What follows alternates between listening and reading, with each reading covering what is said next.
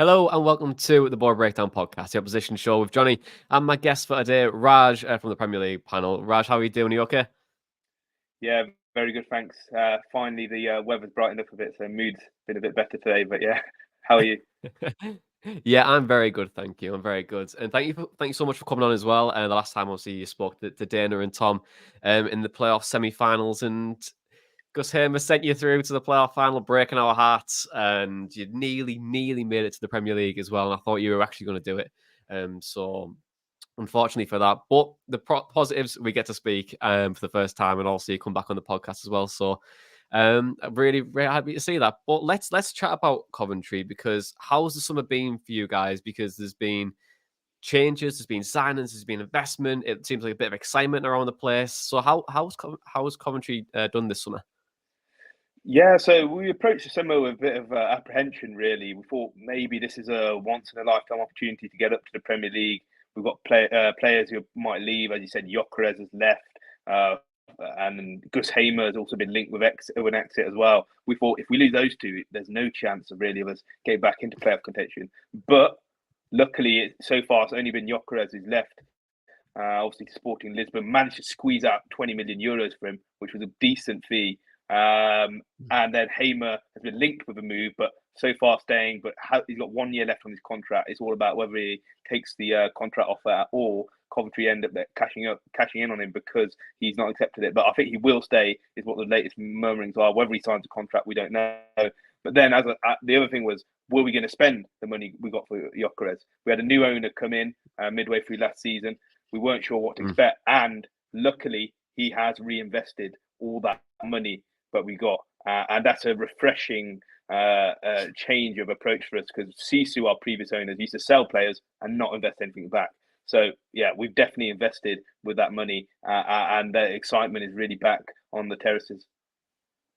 Yeah, it does sound it. And, you mentioned it there, the loss of Gyökeres, but you've brought in two strikers off the back of it. Ellis Sims is a big one. And then also, had you right as well, I think, is your record transfer now. So can you see Coventry maybe adjusting the style ever so slightly now that you're bringing in these two type of forwards? And appreciate signings do change systems and ways of playing. There's patterns that might potentially change. But can you see that now changing with the loss of Gyökeres?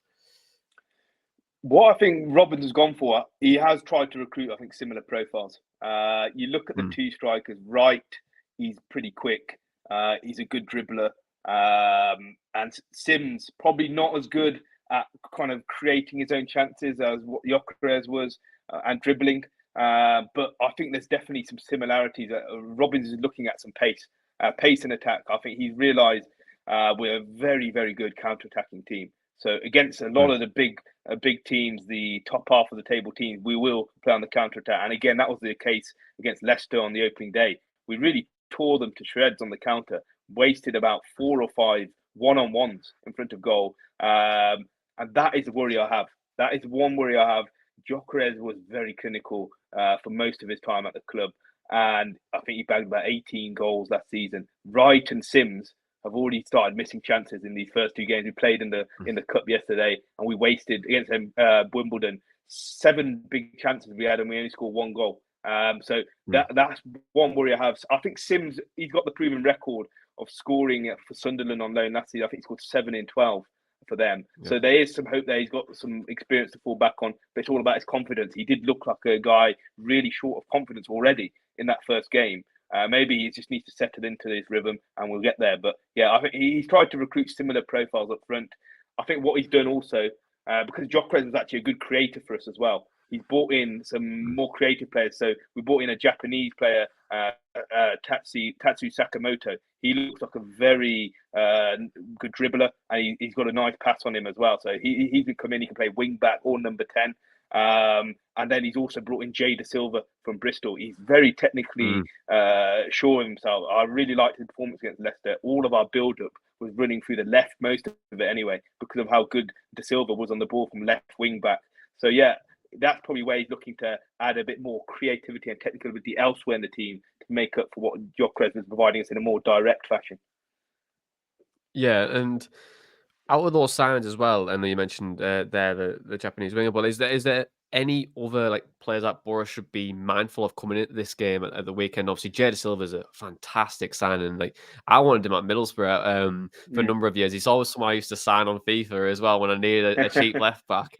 But like, is there any players like we should be mindful of? Obviously, the two forwards, the winger that you mentioned, Jada Silva, is there out of the? I think it's the 9 signings that you have or you've made. Is there any more that we should be keeping an eye out on?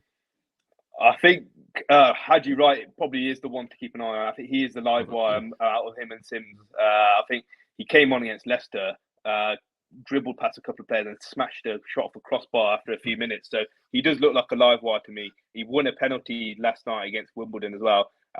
He's probably I don't know whether you're still playing Paddy McNair on the right side of your defence, but that'll be the matchup those two again. What Gyökeres and McNair had a few battles last season. I think it'll be similar with Wright and McNair. And then also at the back we brought in Bobby Thomas. He from Burnley. He I think he was on loan at Barnsley last year, and he had a storming season for them. And he's come in and he looks like a fantastic carrier of the ball for that. He saunters up the pitch. Reminds me a bit of what John Stones does actually. I don't know if it's that Yeah. Barnsley heritage coming through, but yeah, he caused Leicester a few problems with the way he's carrying the ball at the pitch. So that's another one to look out for. Yeah, absolutely. Like and with that as well, I would just mention on Paddy McNair, he moved to the right hand side in the previous game against Millwall, and it was interesting because he didn't really seem comfortable there. But we for this game, if there is pace involved, then I could potentially see him moving in more central again because Dale Fry isn't the quickest, Mm. and we've also got Lenahan there as well, so we could potentially see that tweak again.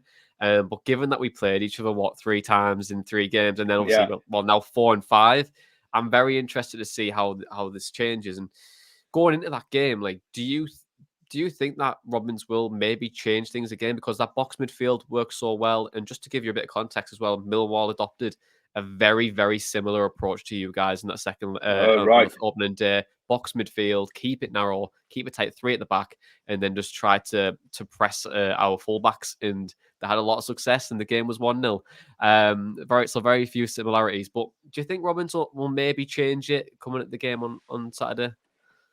That's an interesting one. I didn't know Millwall had done that as well. So yeah, I actually think he will go with the box again because this time we've actually got another fit midfielder who we didn't have against you guys last time, Casey Palmer, and he was a bright Mm. spark against Leicester.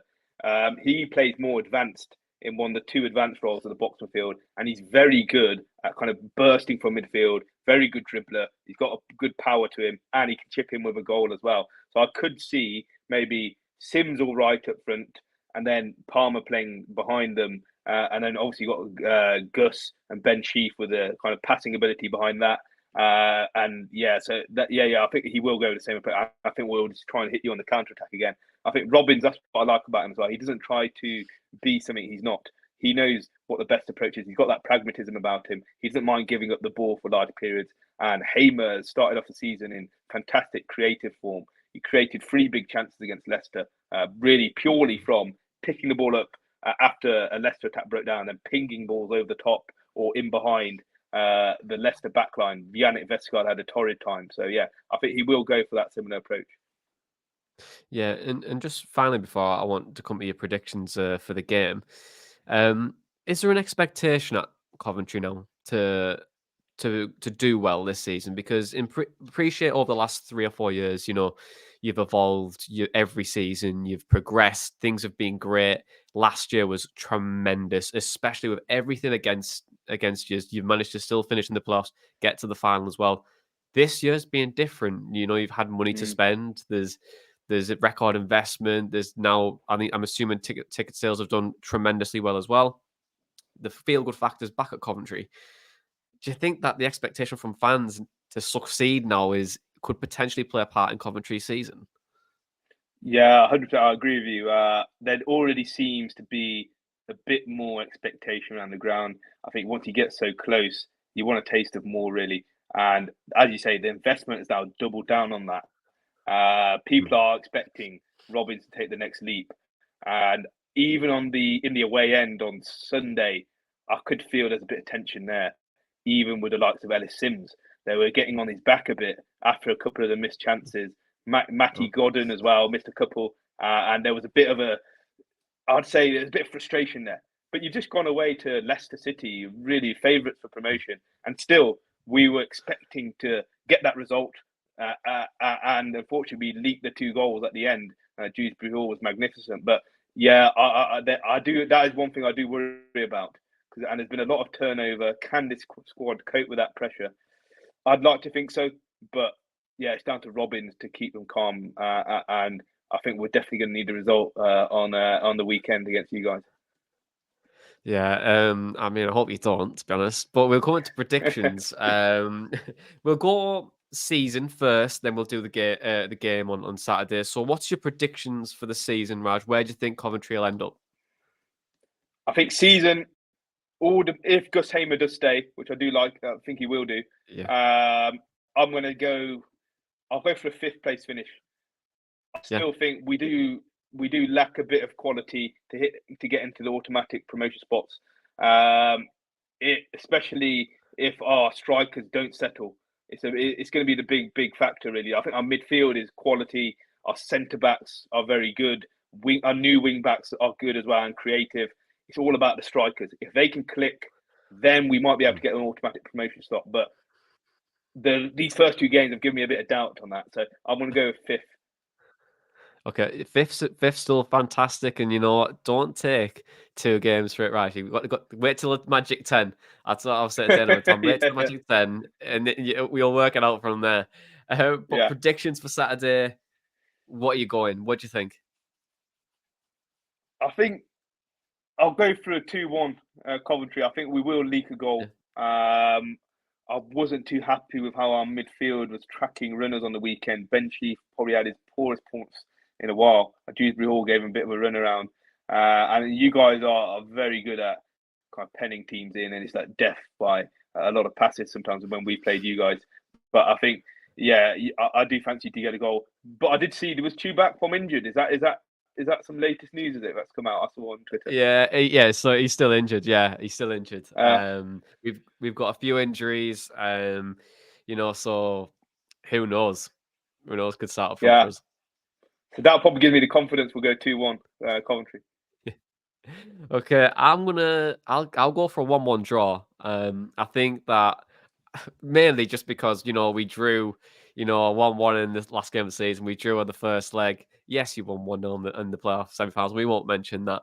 But I just think just a draw. We'll go draw. That's what I want. That's how I'm feeling at the moment. Mainly because we're still finding our feet. We haven't brought in a striker as of yet. Morgan Rogers has been playing there. Sammy Silvera played up front in the second half against Huddersfield and played really well. So we might see that. There's also Marcus Forss on that right hand side, who's a very good finisher and could potentially do Mm. that too. So I'm very interested to see how we potentially approach it. Um, I think it's going to be a really difficult game for us in general, to be honest. Without Tuba there, we did lack that creativity. That box midfield causes a lot of problems against Millwall in terms of being able to break a team down. And so it could be anything. We have been working on our short corners, though. It hasn't went down well yet, but you never know. You never know. The one short corner we scored last season was against you guys in the last day of the season, so Oh who yeah, knows? Yeah, so that could happen.